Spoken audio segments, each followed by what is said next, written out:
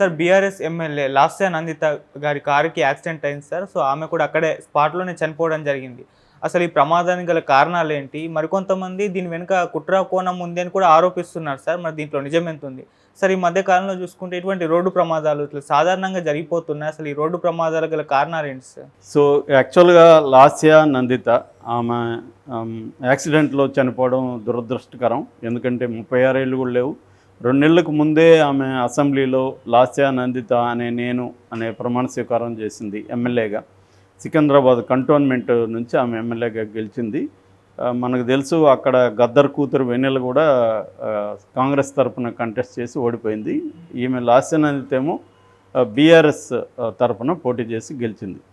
యాక్చువల్గా వాళ్ళ నాన్న సాయన్న ఆయన కూడా ఎమ్మెల్యేగా ఉన్నాడు బీఆర్ఎస్లోనే. ఆయన లాస్ట్ ఇయర్ ఫిబ్రవరి 19న చనిపోయాడు. యాక్చువల్గా మొన్ననే ఆయన ఫస్ట్ వర్ధంతి కూడా ఈమె ఘనంగా జరిపింది.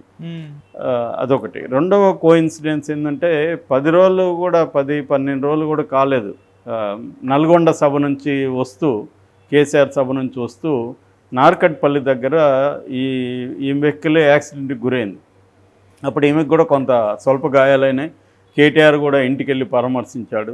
దాని తర్వాత ఇప్పుడు ఈమె మన ring road ORR outer ring road దగ్గర ఈ యాక్సిడెంట్ అయ్యి చనిపోయింది.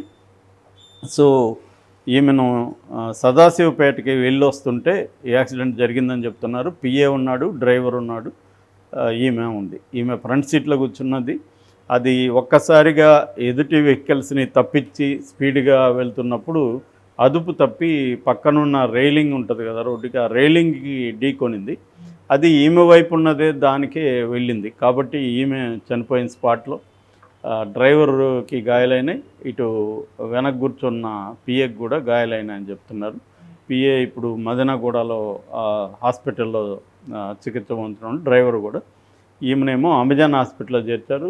మార్నింగ్ నుంచి అందరూ బీఆర్ఎస్ వాళ్ళు అందరూ, హరీష్ రావు వీళ్ళందరూ కూడా వెళ్ళి పరామర్శిస్తున్నారు వాళ్ళ కుటుంబ సభ్యుల్ని. సో ఈమె గురించి చెప్పాలంటే ఈమె సాయన్న కూతురు, జ్ఞాని సాయన్న అంటారు ఆయన. సో వాళ్ళ అమ్మాయి ఈమె బీటెక్ కంప్యూటర్స్ చదివింది. దాని తర్వాత 2015లో ఈమె రాజకీయాల్లోకి ఎంటర్ అయింది. 15లో ఈమె గెలిచింది కూడా, కార్పొరేటర్గా కవాడిగూడ నుంచి గెలిచింది. మళ్ళీ 2021లో ఈమె ఓడిపోయింది అక్కడ. దాని తర్వాత మొన్న ఎలక్షన్లలో బీఆర్ఎస్ వాళ్ళ నాన్న చనిపోయారు కాబట్టి ఆ ప్లేస్లో ఆయన ఎమ్మెల్యేగా ఉండి చనిపోయారు. సో ఆ ప్లేస్లో కూతురికి మన కేసీఆర్ ఇచ్చారనమాట.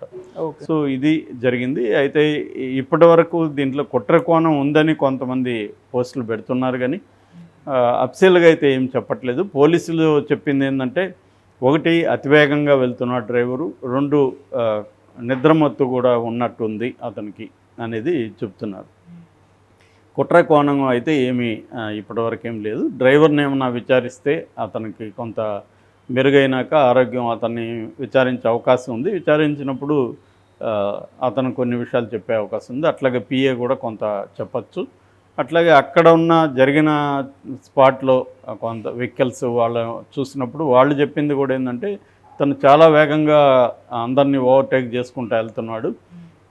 ఆ ఓవర్టేక్ చేసుకునే క్రమంలో, తప్పించే క్రమంలో ఎదుటిగా వస్తున్న వెహికల్ని తప్పించే స్పీడ్గా తిప్పాడు. ఆ స్పీడ్లో కంట్రోల్ చేయలేకపోయాడు అనేది చెప్తున్నారు.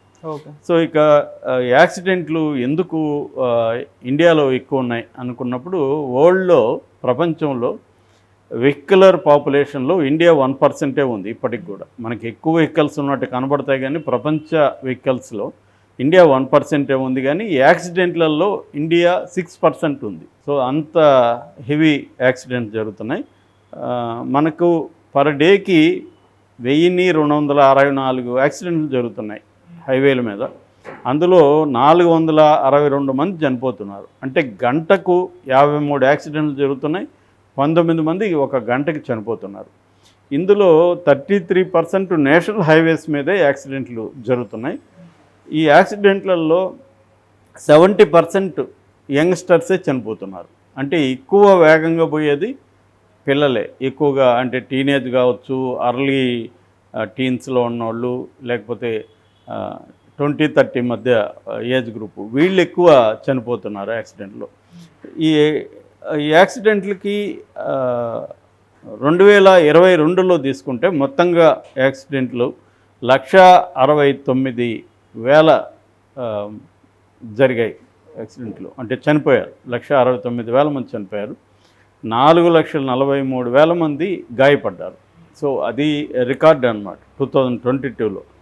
ఇక యాక్సిడెంట్లకు ప్రధాన కారణం చూసుకుంటే డ్రైవర్ రిలేటెడ్ యాక్సిడెంట్ కొన్ని ఉంటాయి. డ్రైవర్ రిలేటెడ్ వచ్చి ఓవర్ స్పీడ్గా వెళ్ళడం, తర్వాత డ్రంక్ అండ్ డ్రైవింగ్. చాలామంది ఎంతగా పట్టుకుంటున్నా కూడా లైట్గా వేసుకొని వెళ్తూ ఉండడం, మధ్యలో మనకి హైవేల దగ్గరంతా కూడా పక్కనే అందుబాటులో అప్పటికీ హైవేలకి 500 మీటర్స్ దూరం ఇట్లాంటివో కండిషన్స్ ఉన్నాయి, కానీ ఏమైనా దొరుకుతుంది. సో అక్కడి నుంచి తాగి డ్రైవ్ చేయడం, తర్వాత డిస్ట్రాక్టెడ్ డ్రైవింగ్ అంటారు. అంటే చాలామంది ప్రొఫెషనల్ డ్రైవర్స్ని కానీ మనం గమనిస్తే వాళ్ళు ఇట్లా డ్రైవ్ చేస్తూ వాటర్ తాగడం, డ్రైవ్ చేస్తే ఈ మధ్య నేను చాలామందిని చూస్తున్నా మెసేజ్లు ఇస్తూ ఉన్నారు.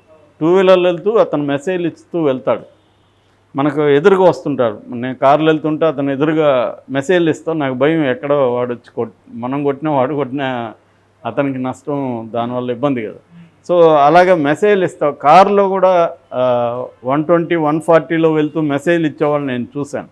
సో మెసేజ్లు ఇవ్వడం, వాటర్ తీసుకోవడం, వెనక నుంచి ఇట్లా లాగి వాటర్. హరికృష్ణ అలాగే చనిపోయినాడు, వెనక నుంచి ఇట్లా తీసుకొని తాగుతూ ఆయన డ్రైవింగ్లో ప్రాబ్లం. ఇవన్నీ ఏంటంటే ఎక్స్పీరియన్స్డ్ డ్రైవింగ్స్కి ఓవర్ కాన్ఫిడెన్స్ ఉంటుంది.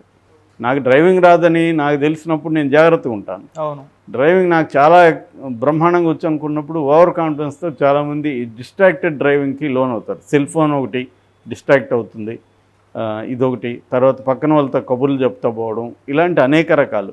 అట్లాగే లౌడ్గా సాంగ్స్ పెట్టుకొని పోయే వాళ్ళు కూడా ఉంటారు. దానివల్ల బయట ఎవడన్నా హార్న్ ఇచ్చినా ఏమీ వీడికి వినబడదు. సో ఇలాంటి కారణాలు ఉన్నాయి. రెండోది ఫ్యాటిగ్, అలసిపోయి ఉంటాము, నిద్ర మొత్తం ఉంటుంది, నైట్ సరిగా నిద్ర ఉండదు. అటువంటప్పుడు మనం జాగ్రత్తగా తక్కువ స్పీడ్లో వెళ్ళడం చేయాలి. ఎందుకంటే మన మోటార్ స్కిల్స్ డౌన్ అవుతాయి.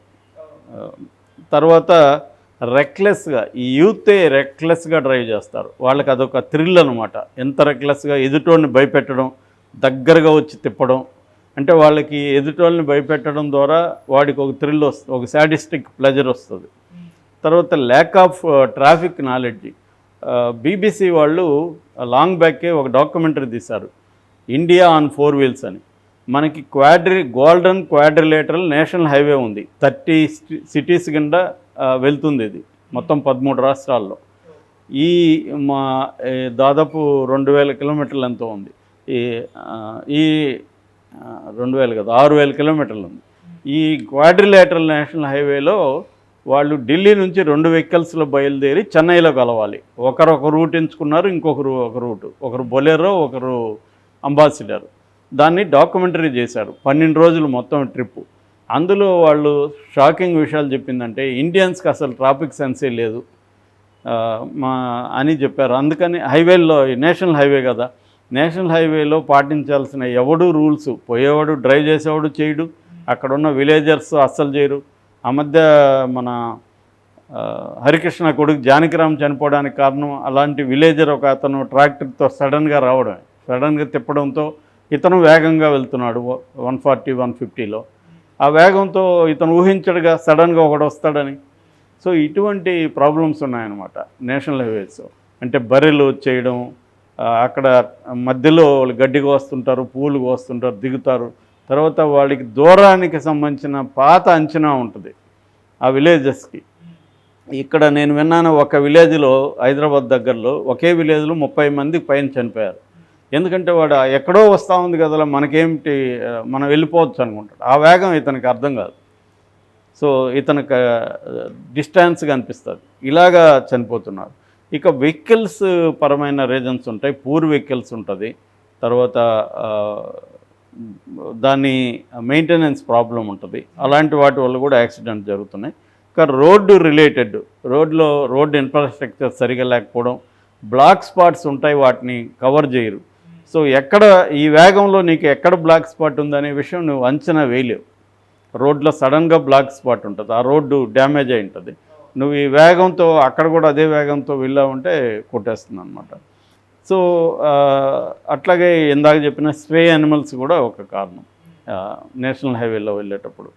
ఇవి కాకుండా ఇంకా వెదర్ కండిషన్స్, ఫాగ్ కావచ్చు, రెయిన్ కావచ్చు, ఇలాంటివి మెడికల్ కండిషన్స్, సడన్గా హార్ట్ ప్రాబ్లం అవ్వడం, డిజ్జీనెస్ రావడం, కొంతమందికి వెర్టిగో ఎఫెక్ట్ అంటాం, కళ్ళు తిరగడం, ఇలాంటి వల్ల కూడా యాక్సిడెంట్లు అవుతున్నాయని చెప్పారు.